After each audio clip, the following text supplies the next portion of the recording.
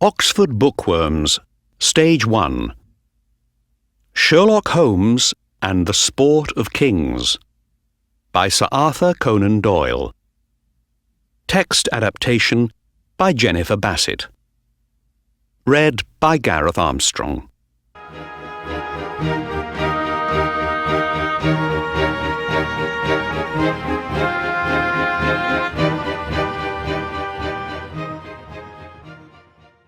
Chapter 1. A horse called Silver Blaze. "I must go down there, Watson. I must," said Sherlock Holmes at the breakfast table on Thursday morning. "Go? Go where?" I asked. "To Dartmoor, to King's Pyland." "Ah, so that's it," I said. "Well, everybody in the country is talking about the case at King's Pyland." I always know when Holmes is interested in a case. He reads all the newspapers.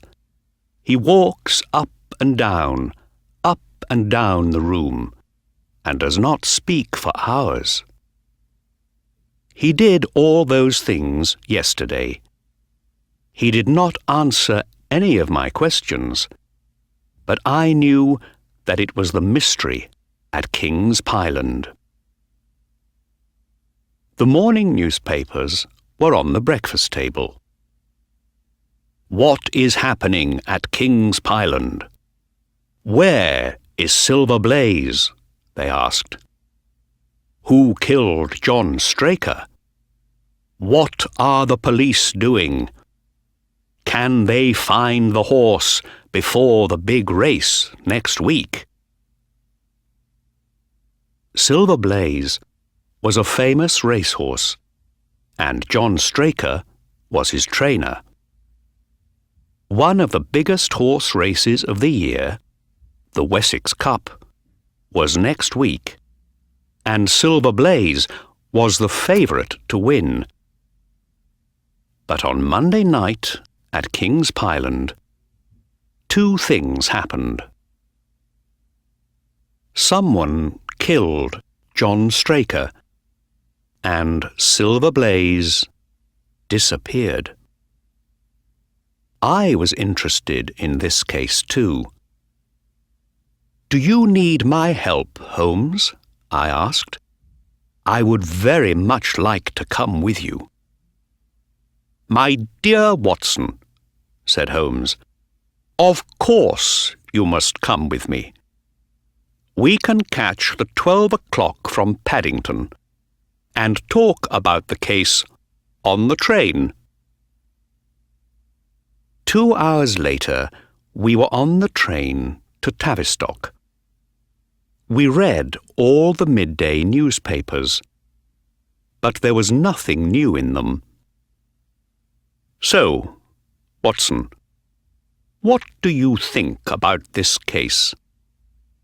"Well, the newspapers say—" "Ah, yes.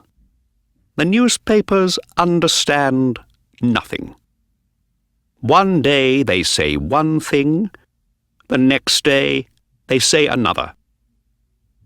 But we must look at the case more carefully. What did happen on Monday night at King's Pyland? And what did not happen? That's an important question too. Do the police have any answers?" I asked. "No," said Holmes. "On Wednesday morning I had 2 letters. One was from Mr. Ross, the owner of the horse, and the other was from the Dartmoor police, an Inspector Gregory. They ask for my help." "Wednesday morning?" I cried. "But this is Thursday morning. Why didn't you go down yesterday?" "Because it was an easy case. You can't hide a famous horse for long, I thought. Where can you hide a horse on Dartmoor? There are no buildings, no trees. But I was wrong, Watson. The case is now 2 days old, and nobody can find the horse, or Straker's killer. So, here we are, on the train to Tavistock. And what do you think about it all? I said. Well, Watson, let's look at the case. First, we have a racehorse, Silver Blaze, only 5 years old, but already a winner in many big races. His owner, Mr. Ross, is a happy man and rich. The racegoers are happy too. Silver Blaze nearly always wins his races, and so people put big bets on him to win. And when the favourite wins the race, a lot of people make money on their bets. But what happens when the favourite doesn't win, Watson? What then? A lot of people lose their money, of course, I said. And people with big bets on a different horse can make much more money when that other horse wins. Right, Watson. So, perhaps some people are very interested in Silver Blaze not running in the Wessex Cup. Of course, Mr. Ross and his trainer, John Straker, know that, and they watch the horse very carefully. Now, let's look at the people and the place. The trainer, John Straker, a good man and wonderful with horses, worked for Mr. Ross for 12 years. There are 4 horses in the training stables and 3 boys working for Straker. One of them sits up all night with the horses, and the other 2 sleep in a room over the stables. We know nothing bad about any of the boys. Straker has a wife, no children, and lived, in a house about 200 metres from the stables. The town of Tavistock is 2 kilometres to the west, and about 2 kilometres to the east there is Capleton, another training stables. The owner there is Lord Backwater, and the trainer is Silas Brown. There are no other houses, just the hills of Dartmoor. I listened carefully. I wanted to remember it all, because Holmes does not like to say anything twice. Now, he said, what happened on Monday night? These papers came with Inspector Gregory's letter. The best thing is for you to read them, Watson. Then, tell me what you think. I took the papers from him and began to read.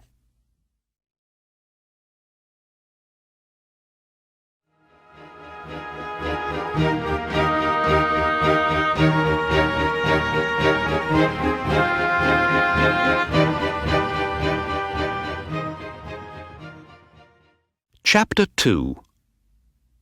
Monday night at King's Pyland. Notes by Inspector Gregory. after talking to Edith Baxter, Ned Hunter, Mrs. John Straker, and Mr. Fitzroy Simpson. On Monday evening, Straker locked the stables at 9 o'clock, the usual time. Two of the boys then walked up to the trainer's house for their dinner. But the third boy, Ned Hunter, stayed in the stables to watch the horses. At 9:05, the Straker servant, a girl called Edith Baxter, carried Ned Hunter's dinner down to the stables. The dinner that night was a hot meat curry. Edith was nearly at the stables when a man called out to her. He came up to her, and she saw a tall man in a grey suit and a hat, and a red and black scarf. He carried a big walking stick, and Edith felt afraid of him. "Where am I?" the man asked. "What is this place?" "This is King's Pyland training stables," she said. "Good," said the man. "Now, a stable boy sleeps here every night. Is that right? And I think you're taking his dinner to him now." He took an envelope out of his pocket. "Please, give the boy this, and you can have some money for a beautiful new dress." Edith did not take the envelope. She ran past the man to the stables and up to a small open window. She always put the boy's dinner through this window, and Ned Hunter was there, ready to take it. "Oh, Ned!" Edith cried. But before she could say any more, the stranger came up behind her. "Good evening," he said through the window to the boy. "I want to talk to you." "Who are you? What do you want?" Ned Hunter said. "I want to make you rich, boy," the stranger said. "You help me, and I help you. You have 2 horses in for the Wessex Cup, Silver Blaze and Bayard.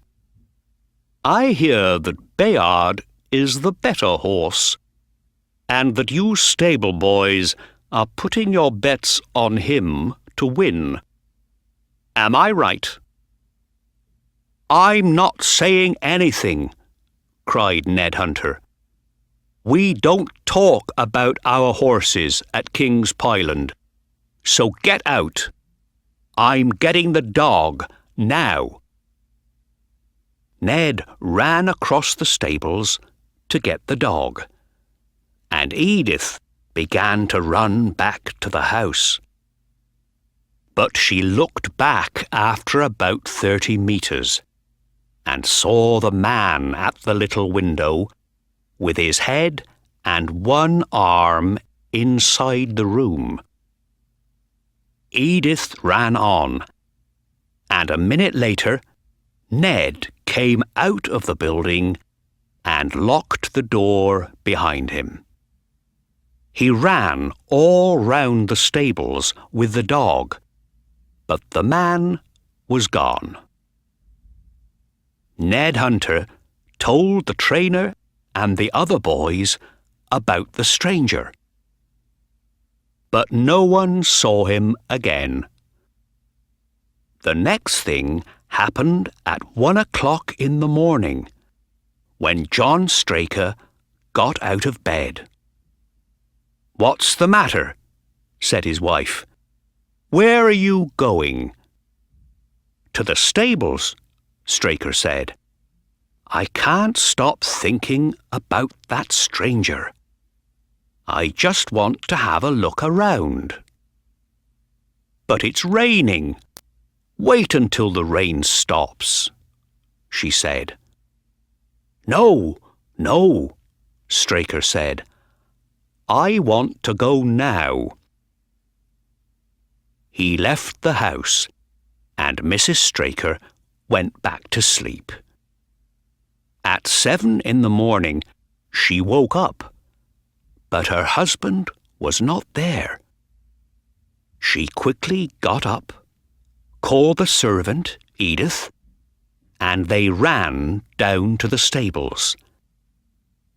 They found the stables unlocked. Straker was not there, and inside, on a chair, Ned Hunter slept like a dead man. Silver Blaze was gone, and his stable door was open. They called the other 2 boys from the room over the stables. They were good sleepers and heard nothing in the night. Nobody could wake Ned Hunter, so the 2 women and the boys ran out to look for the trainer and the horse. 500 meters from the stables, they saw Straker's coat on a small tree. Down the hill, just past the tree, they found the trainer. He was dead. There was a long cut in his leg, and his head was broken in 3 places. In his right hand, he had a small knife with blood all over it, and in his left hand, he had a red and black scarf. Edith Baxter knew the scarf at once, and later, so did Ned Hunter. It's the stranger's scarf, he told us. When I went to get the dog, that stranger was still at the stable window. He put something in my meat curry to make me sleep.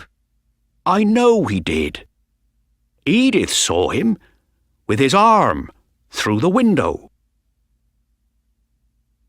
Ned Hunter was right about his meat curry. There was some of his dinner left, and we found a lot of opium in it. That's why Ned slept like a dead man. What about the horse? We found his tracks in the mud, next to Straker's dead body. But what happened then? Someone hit Straker on the head and killed him. Did that person take the horse away? Did the horse run away? Everybody on Dartmoor is looking for Silver Blaze, but there is no news of him.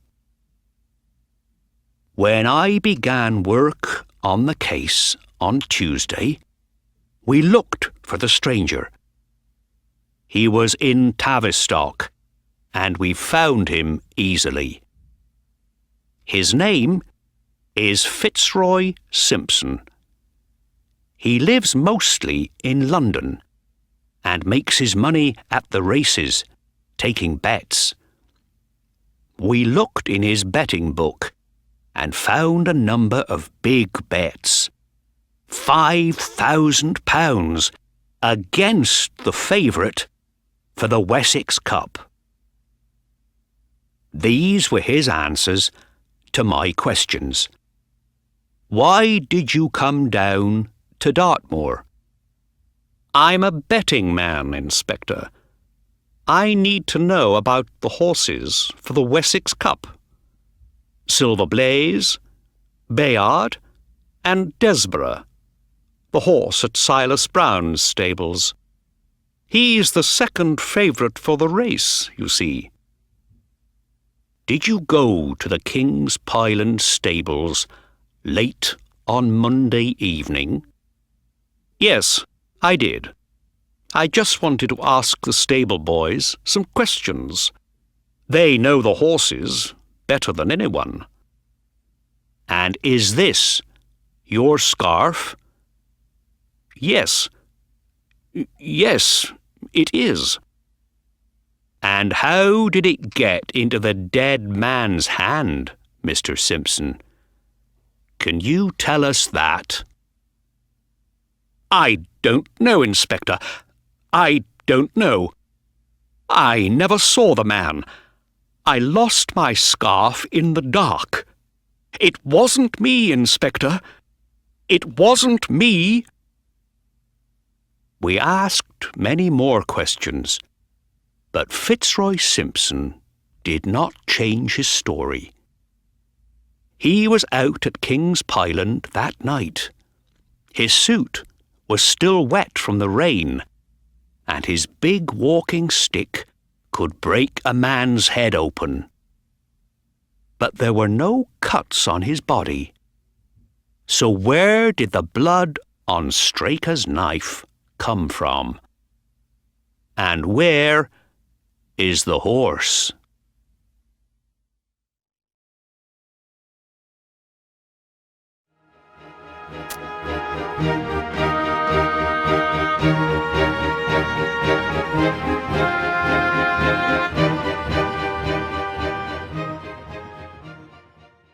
Chapter 3.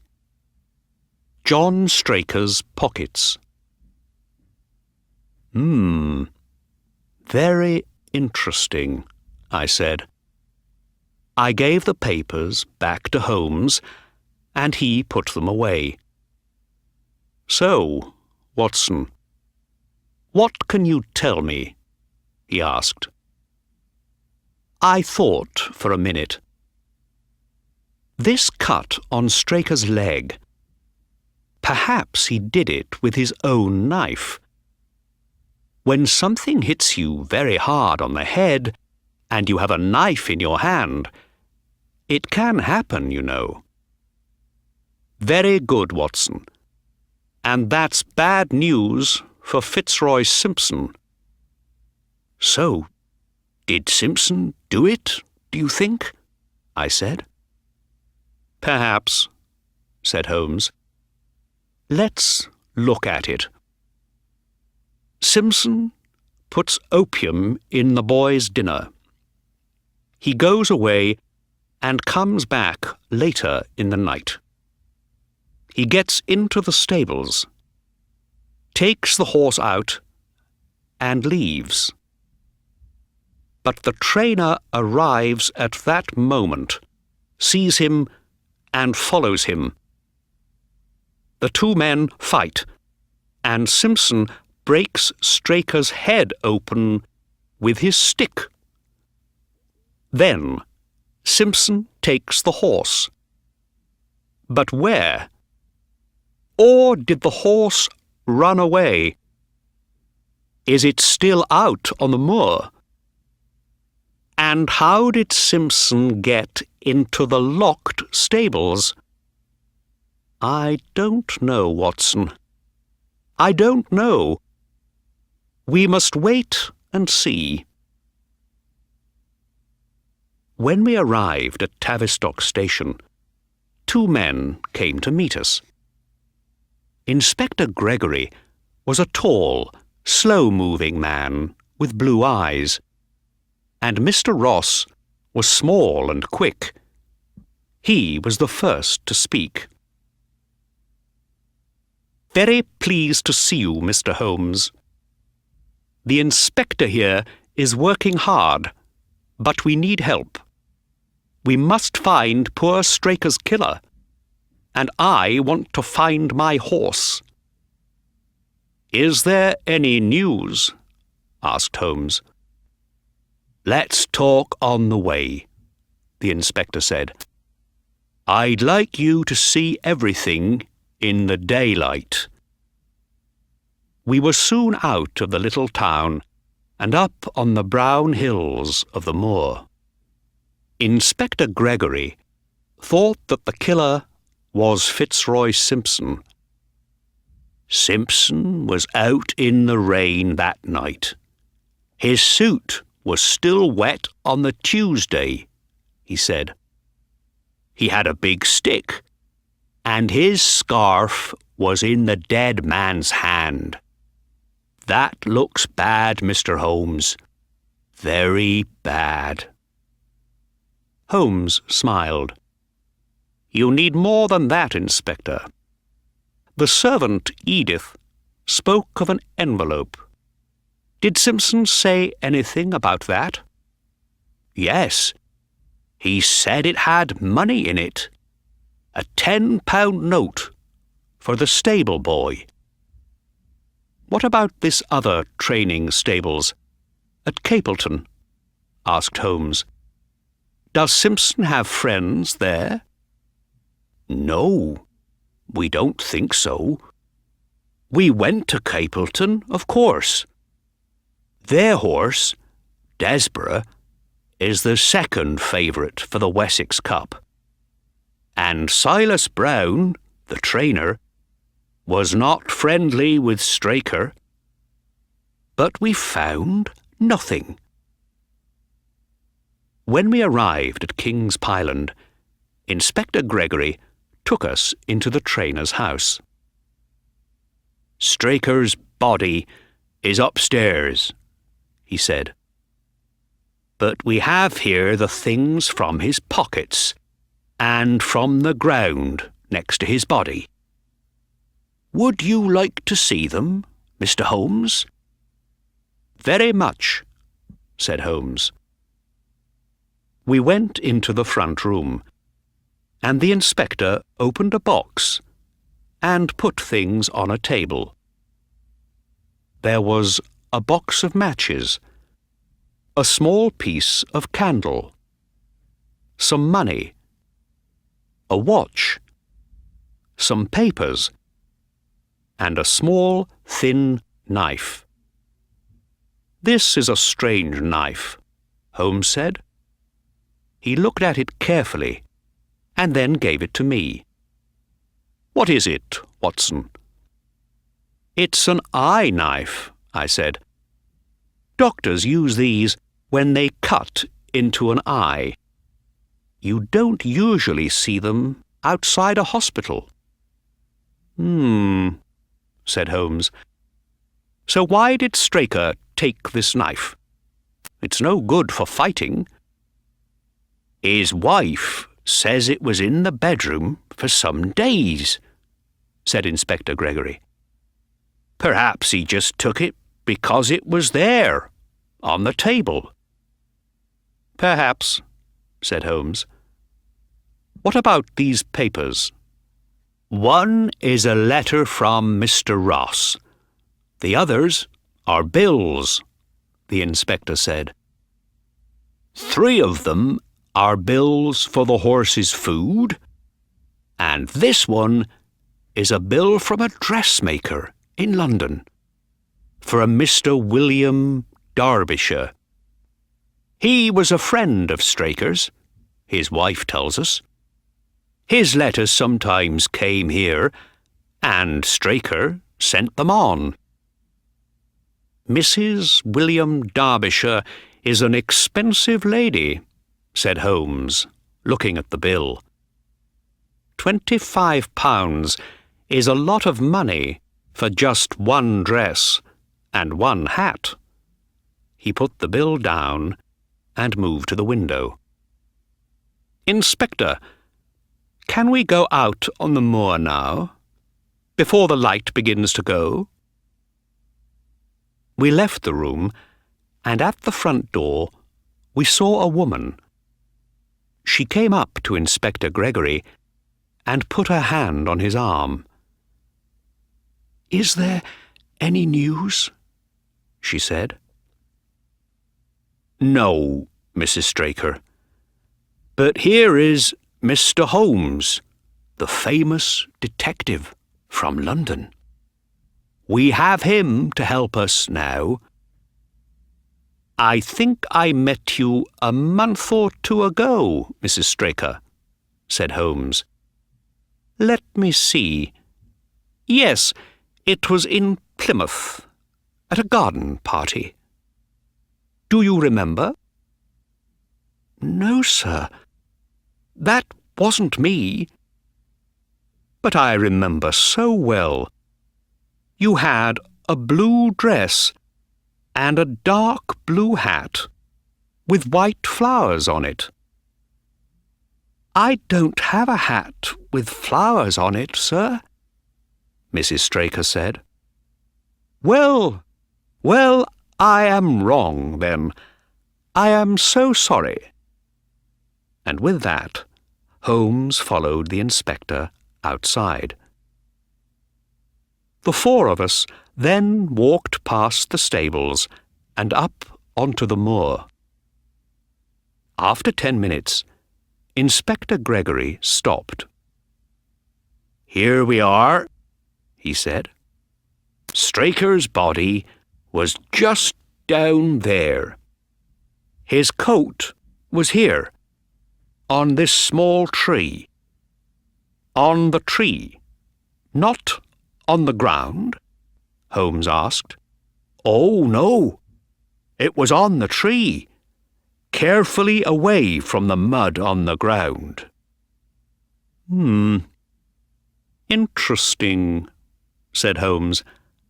Now, I must look at the mud down there. Ah, said Inspector Gregory.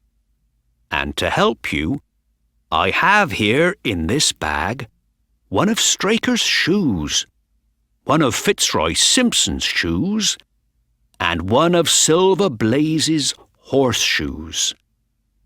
My dear Inspector, well done. Holmes was very pleased. You think of everything. For some minutes, Holmes looked carefully at the ground, his eyes only centimetres away from the mud.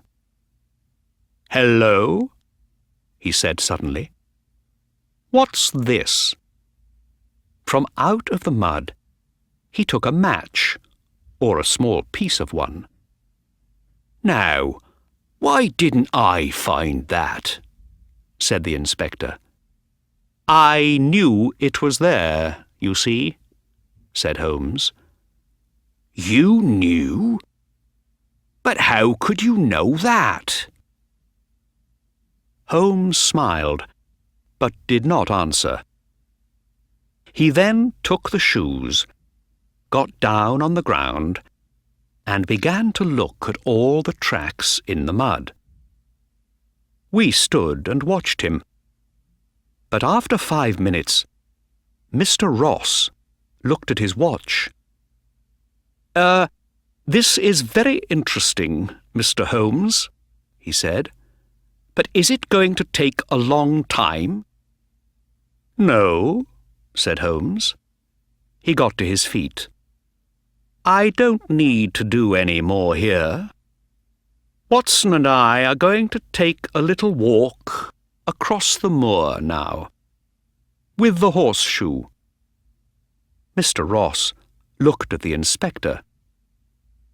Can we go back to the house and talk? I must take Silver Blaze's name out of the Wessex Cup race, and do it today, I think. Don't do that, cried Holmes. No, you must leave the horse's name in for the race. But, Mr. Ross began. Then he laughed, a little angrily. Well, thank you, Mr. Holmes. Thank you for your help. See you later, then, at the house. And he and the inspector walked away.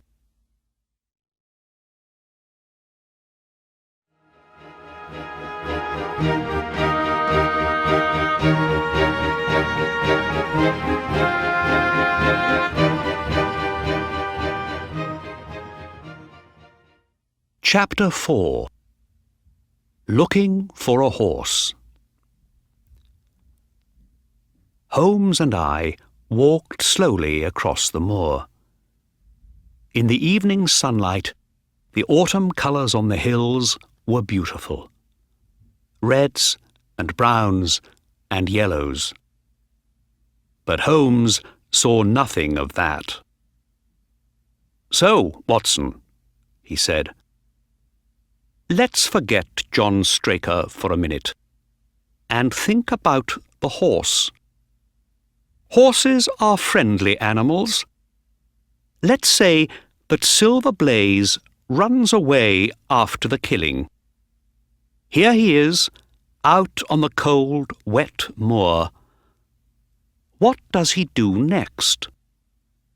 "He looks for a nice, warm stable," I said, "with food and water." "Right, Watson. He didn't go back to King's Pyland, we know that. But there is another stable not far away, at Capleton. Perhaps he went there. And the way to Capleton, Watson, is down this hill. Let's go." We walked quickly down the hill, and at the bottom we found a small river and some very wet ground. "Wonderful," said Holmes. "I wanted mud, and here it is. You follow the left side of the river, Watson. We're looking for the tracks of horseshoes." We found them after only 50 metres. Holmes took the horseshoe out of his pocket and put it next to the tracks. "Yes, that's Silver Blaze, no question about it." We followed the tracks easily, then lost them for a time, but found them again about 200 metres from the Capleton stables. "Here they are!" I cried. "And look, there's another track here, of a man's shoe." Holmes got down to look. "You're right, Watson. And the man is walking next to the horse." We followed the 2 tracks to Capleton stables, and were still 20 metres away when a man came out and called to us. He had a red, angry face. "Go away! We don't want visitors here. Go away!" "Mr. Silas Brown?" Holmes said to him. "What do you want?" said the man. "I don't talk to newspaper people, so just go away." "We are not from a newspaper," said Holmes, smiling. "But you have a horse called Silver Blaze in your stable." "That's not true," Mr. Brown said angrily. "Shall we go in and talk about it?" said Holmes. He did not wait for an answer, but took the man's arm and moved quickly to the gate.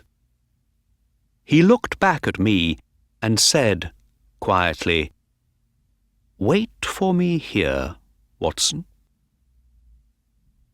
20 minutes later, they came out again. Holmes looked pleased, and Mr. Silas Brown was a different man. He looked smaller and older, and his face was afraid. "Remember," said Holmes, "you must be there on the day, on time, and everything must be ready." "Yes, yes," Silas Brown said quickly. "You can be sure of it. Oh, yes, you can be sure of it." "Good," said Holmes. "Well, goodbye for now."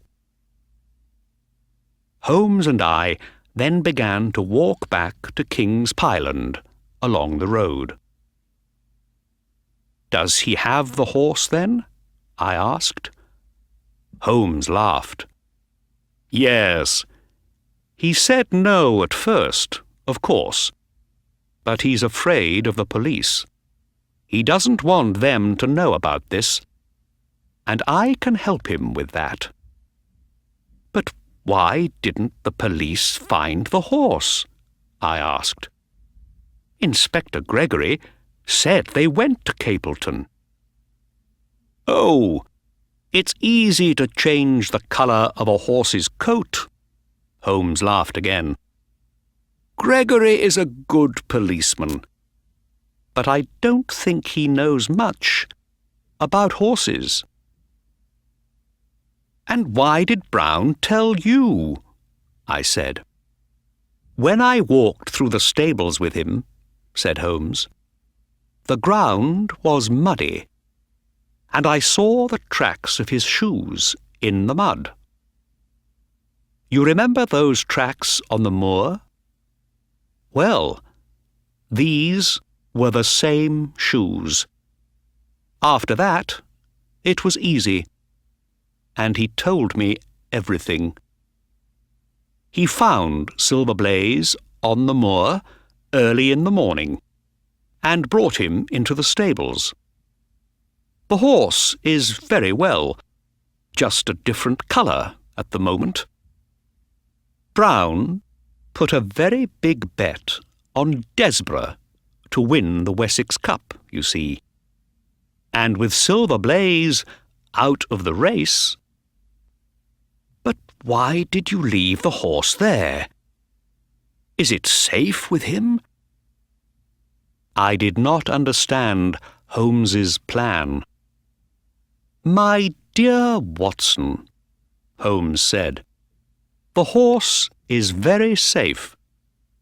Silas Brown is afraid of me, afraid of the police, afraid of losing everything. Silver Blaze must be ready to race next week, or Brown's life as a racehorse trainer is finished. And Brown knows that. Mr. Ross isn't going to like it, I said. Mr. Ross, said Holmes, doesn't understand detective work. He wants answers today, now, at once. So he must learn a lesson. He must learn to wait. Say nothing about Silver Blaze for the moment, Watson. Back at King's Pyland, we found Mr. Ross and Inspector Gregory in the trainer's house. An interesting visit, said Holmes. But my friend and I must go back to London by the midnight train. The inspector and Mr. Ross stared at him, and I saw that Holmes was right about Mr. Ross. So, our famous London detective can't find poor Straker's killer, Mr. Ross said. Or my horse. It's a difficult case, that's true, said Holmes quietly. But your horse is going to run in the Wessex Cup next Tuesday. You have my promise on that. A promise is a wonderful thing, said Mr. Ross. But I would like the horse better than a promise. Holmes smiled, then turned to Inspector Gregory. Inspector, can you give me a photograph of Straker? Yes, of course, said the inspector. He took one from an envelope in his pocket and gave it to Holmes. It was now time to go back to Tavistock, and we went outside. One of the stable boys was there, and Holmes suddenly spoke to him. "I see you have some sheep here, next to the stables," he said. "Are they all well?"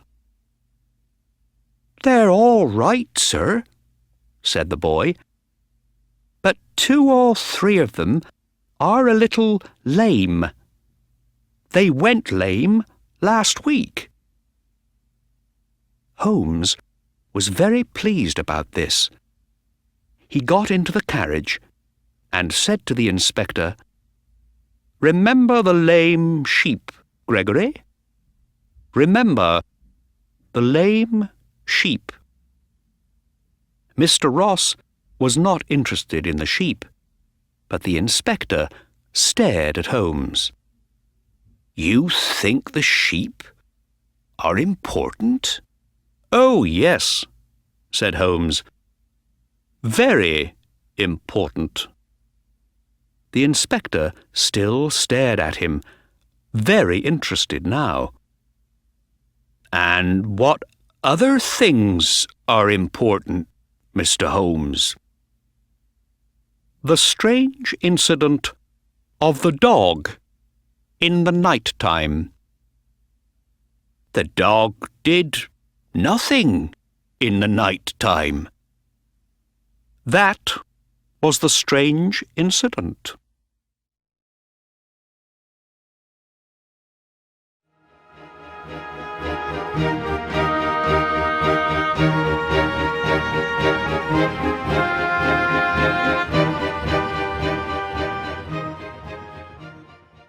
Chapter 5.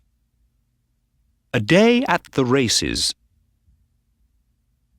On Tuesday, Holmes and I took the train to Winchester, and Mr. Ross met us at the station. He drove us to the races, but he was not a happy man. "Well, Mr. Holmes," he said coldly, "do you have news of my horse?" Holmes smiled. "He's safe and well, I'm sure. How is the betting for the Wessex Cup?" "Very strange," said Mr. Ross. "Yesterday, Silver Blaze was 15 to 1, but today he's the favourite at 3 to 1. Why, I don't know." "Ah," said Holmes. "Somebody knows something." We arrived only minutes before the beginning of the Wessex Cup race. This was Holmes's plan, I think. Mr. Ross had no time to ask questions. There were 6 horses running in the race, and Silver Blaze's name was there at number 4. The horses began to come out for the race, and Mr. Ross got very excited. "Where is he? I can't see him," he cried. "There are 2 more horses to come out," I said. "And look, there's number 4 now, in racing colours of red and blue. Those are your colours, Mr. Ross." And there was Silver Blaze, a big brown horse with a white nose. He came past us, looking strong and well, and ready for anything. "Holmes," cried Mr. Ross, "I was wrong about you. I'm sorry." "But why? How?" "Shh," said Holmes. "Watch." "Yes, they're off." It was a good race, fast and exciting. After the first minute, a horse with yellow racing colours came to the front and stayed there. "That's Desborough, from the Capleton stables," said Holmes. "A good horse. but Silver Blaze is better." But Silver Blaze was 3 horses behind Desborough. "Come on, come on," cried Mr. Ross. "Move up, now." We all watched the red and blue colours. "Yes," I said. "Look, he's moving up now. Watch him go." Slowly but surely, Silver Blaze moved up into 4th place, then into 3rd place, then into 2nd place. Now only Desborough was in front of him. "That's my boy," said Mr. Ross. "Go on, go on." "Desborough's getting tired," Holmes said. "Watch." 80 metres, 50 metres. "He's away!" cried Mr. Ross. "His nose is in front. Yes, yes, he's going to do it." And he did. Silver Blaze kept his nose in front, finished first, and won the Wessex Cup. "Wonderful," said Mr. Ross. "Wonderful. What a race! What a horse! Mr. Holmes, how can I thank you?" "You must thank the horse, not me," said Holmes, smiling. "Let's go down and have a look at him." Silver Blaze was still excited by his big race. Mr. Ross looked him up and down. "He looks well, very well. I don't understand any of it, Mr. Holmes. How did you do it? Where did you find him? And perhaps you now have John Straker's killer too. Do you?" "Yes," said Holmes quietly. "Yes, I have him too." Mr. Ross and I stared at him. "You have him?" Mr. Ross said. "Where is he?" "He is here." "Here? Where?" "Here with me now, at this moment." Mr. Ross's face began to go red. "What are you saying, Mr. Holmes?" he said angrily. "Are you saying—" Sherlock Holmes laughed. "No, no, Mr. Ross. Not you. The killer is standing behind us." He turned and put his hand on Silver Blaze's back. "The horse!" cried Mr. Ross. "The horse?" I said. "Yes, the horse," said Holmes. "But don't be angry with him. You can hear all about the mystery, but later, please. I have a little bet on a horse in the next race, and I would like to see it win."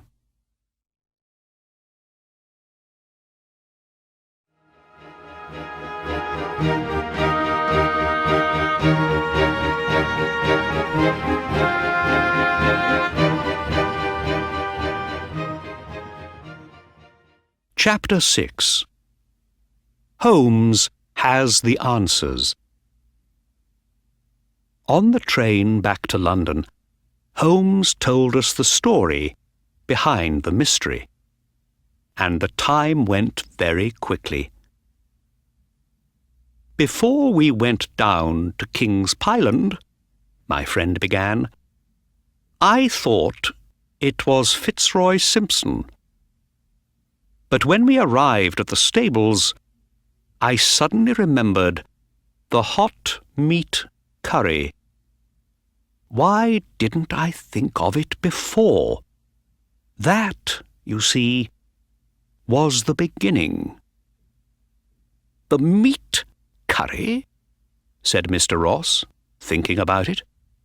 How did the meat curry help you?" "Do you know the taste of opium?" Holmes said. "No? Well, it's not a very strong taste, but it's there. You can taste it in most food, but not in curry. Curry has a very strong taste, stronger than opium. So the killer says, 'I need a night when the dinner is a meat curry.' Then Ned Hunter can eat his dinner happily without the taste of opium and go to sleep." But did Fitzroy Simpson know that curry was the dinner on Monday night? Of course not. How could he? He didn't make the dinner. He was a stranger at King's Pyland. He knew nobody in the trainer's house. So, we forget Simpson and think again. Who knew about the curry before dinner on that Monday night? "John Straker and his wife," I said. "And the servant." "Right, Watson." And so on to the next question. About the dog. We know there was a dog in the stables that night because Ned Hunter took the dog out when Simpson was there. Then, in the middle of the night, someone went into the stables and took out a horse. The two boys, sleeping upstairs in the stables, heard nothing, because there was nothing to hear. The dog did not bark. Why not? "Aha!" said Mr. Ross. "It didn't bark because it knew the visitor. Dogs only bark at strangers." Right again. So, the midnight visitor was John Straker. But why did he take the horse out? What did he want? It was something dishonest. Or why did he put opium in his stable boy's dinner? We all know about dishonest trainers. They can make a lot of money. They put big bets against their own horse and then stop their horse winning. But how? What was Straker's plan here? Perhaps the answer was in his pockets, I thought. And so it was. You remember the strange knife? Dr. Watson here told us about it. An eye knife, used by doctors in hospitals. With a knife like this, you can make a cut, a very, very small cut, in the tendon of a horse's back leg. Nobody can see the cut, and the horse only feels it a little. He's not lame, but he doesn't run his best, so he cannot win the race. And Straker wanted to do this to my horse? Cried Mr. Ross. How could he? I thought he was a good man. No, said Holmes. He wasn't a good man, or a careful one. No horse stands quietly when a knife goes into its back leg. Straker didn't want anyone to hear the noise, so he took the horse out onto the moor. The candle and the match, I said. Of course. That's right. Holmes said. And I learnt more from Straker's pockets, too. You are a man of the world, Mr. Ross. Do men carry other men's bills around in their pockets? No, they do not. So who was Mr. Derbyshire? Another name for John Straker. And there was a lady in the case, too, a very expensive lady. I talked to Mrs. Straker about the dress and the hat on the bill, but she knew nothing about them. And on Monday night, out on the moor, said Mr. Ross, what happened, do you think? How about this, said Holmes. Straker takes the horse down the hill. He sees Simpson's scarf on the ground and takes it with him. Why, I don't know. He puts his coat on a tree, gets out the candle and the matches and the knife, and begins his work. But Silver Blaze doesn't like it. Perhaps he's afraid. Perhaps he feels something is wrong. He's a big, strong horse, and he gets angry. He kicks out with his back legs, and the horseshoes hit Straker on the head. Straker goes down into the mud, and the knife in his hand goes into his own leg. The horse disappears into the night. Wonderful, Mr. Ross said. You tell it very well, Mr. Holmes. I see it all now. And the sheep? I asked. What about the sheep? You told Inspector Gregory that they were important. Ah, yes, Watson, the sheep. Holmes smiled. And they were important. It's not easy to make a very small cut in an animal's tendon, and Straker did not want to get it wrong. He needed to practice first. But what on? There were his own sheep, right in front of him. And where did you go in London, the day after we got back? I asked. Was it to that dressmaker on the bill for Mr. Derbyshire? Very good, Watson, Holmes laughed. Yes, I had a photograph of Straker, and the dressmaker knew him at once. Oh, yes, she said. That's Mr. Derbyshire. I do a lot of work for him.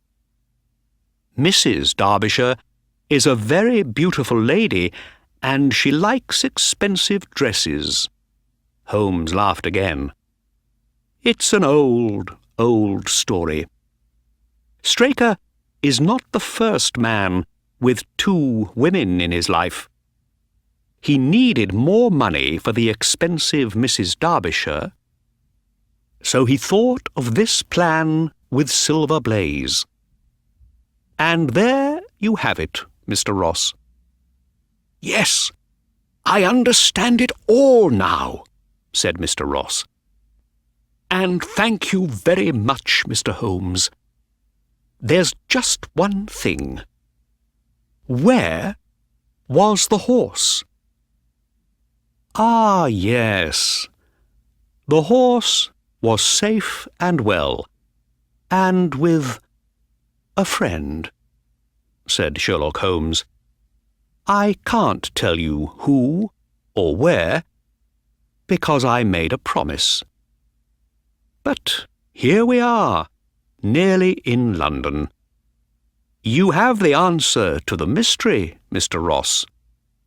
You are the winner of the Wessex Cup, and the owner of the fastest racehorse in the south of England. What more do you need?